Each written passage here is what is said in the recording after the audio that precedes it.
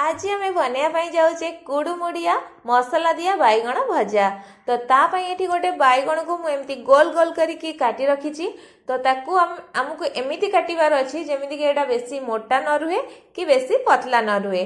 तो एमती मीडियम ही रखिए जोटा कि बनैला खायापाई बहुत ही भल लगे। तो ये सबुतक मुझे काटिकी रखीदे आगुआ। तो जमीक कही मसला दिया बनइबा किंतु एटा बिना पियाज रसुन तैयारी हम। तो ये मसला आम ये गोटे प्लेट्रे नहीं जावा अधा चामच हलदी गुंड, अधा चामच लंका गुंड, अधा चामच नहीं जावा जीरा गुंड, ता सहित अधा चामच आम नहीं जावा कौन ना गरम मसला। एबे आमे कौन करबा ना एथरे देई दबा स्वाद अनुसार लुण। आपण चाहे ये धनिया पाउडर मध्य ऐड करि परिबे। तो आपण ये लुण को देखिकी नेबे कहीं जी परिमाण आप बैगण नहीं तो ताकू देखिकी नेबे किंतु बैगण रे टिके कम लुण लगी थाए आ खाया पे भल लगी थाए। तो सेति पे टिके बैगण रे लुण टाकू देखिकी एठी पकेबे। तो ए मसला को आमे कौन करबा ना एबे भल भाव रे हाथ रे गोळेई नेला परे जो काटिकी रखिथिले बैगण को ना से सबु बैगण रे आमे अल्प अल्प करके एमती मसला को लगेई नबा जेमती कि सबु बैगण रे मसलाटा भल भाव रे हमर टिके टिके टिके टिके लागि जिवो। तो शेष रे आमे कौन करबा ना जेमती सबुतक बैगण रे एटा लागि जिवो तापर आमे कौन करबा ना हाथ रे भल भाव रे घसी घसी की सबु बैगण रे आमे कौन करबा ना मसलाटा को लगेई नबा जहा फल रे कौन होबा ना मसलार फ्लेवरटा बैगण रे आसी जिवो। आ जो लुण आमे पकेइथिले ना से आई बैगण को आम जो किस समय रखीदबा ता देहरु टिके टिके पानी बाहर स्टार्ट हम जोटा कि आमर नेक्स्ट प्रोसेस रे काम रे लागिवो। तो एठी सबुतक बैगण रे मसला तक मुझे भल भाव रे लगे नहीं। तो याकू आम एमती 5 मिनिट छाड़ीदबा रेस्ट करने बा से टिके टिके पानी बाहर पर्यंत ताको आम छाड़ीदबा। तो एपटे आउ गोटे प्लेट रे आम कौन करबा ना पाखापाखि 1.5 चामच नहीं जाउची मु चाउलर गुंड ता सहित नहीं जाउची कौन 1 चामच बेसन।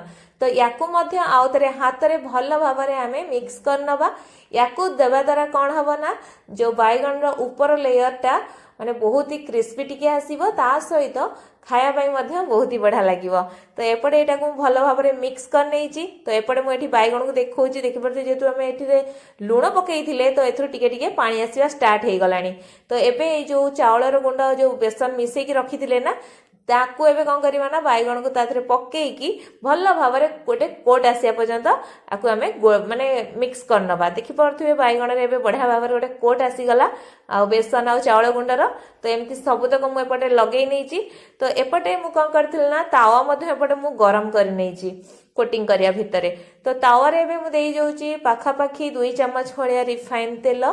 तो आपण एठी कौन करिवे ना कड़ेई मध्य पकेइकी हेतरे याकू डायरेक्टली आपण कौन करिवे ना फ्राई मध्य करि परिबे किंतु मु एटा तावा रे ही सेकी नउची बा भाजी नउची। तो एटा तेल गरम होला परे सबुतक बैगण को बा जति धरिबो मोर तेल जति पकेइची ताकू देखिकी मु एठी पकेइ नेइची बैगण को। तो एबे गोटे पट साइड जेतु टिके टिके भाजी आसलानी ताकू मु एबे उल्टेइ नउची। याकू बेस समय लगे 2 ରୁ 3 मिनिट भितर सबुतक आमर बैगण भजाटा रेडी हो कहीं बैगणटा सिझापी कम समय नहीं थाए। तो एबे गोटे पट साइड उल्टे सारा पर एबे आउ टिके तेल आमर दरकार होउतला। तो मु आउ टिके तेल देकी याकू आउ 1 मिनिट पर्यंत आकू भल भाव टिके भाजी नउजी जेमति कि ऊपरटा आमर टिके क्रिस्पी हे जिवो आ भितरटा सिझी जिवो। तो एबे देखि परथुबे भितरटा आमर भल भाव रे सिझी गलानी ता सहित एटा गोटे लेयर आसी देखि परथुबे गोटे कुडकुडिया लेयर। तो एबे एटा आमर बनी जाइछि तो बा सिझी जाइछि। एबे याकू आमे प्लेट रु काढी नबा।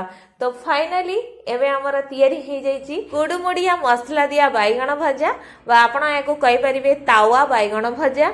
आपण याकू जहा भी भावंतु थरे याकू थरे निश्चय बने की खांतु आउ किपरि लागिला आम कमेंट बॉक्स रे कमेंट करी निश्चय जणांतु।